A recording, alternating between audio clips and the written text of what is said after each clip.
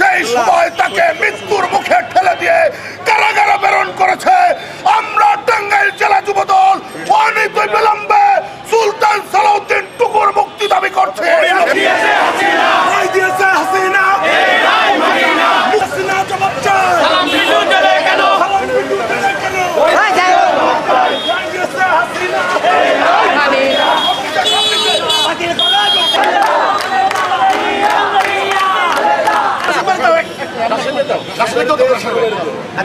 এখন বড় ভাই খন্দকার রাসেল ভাই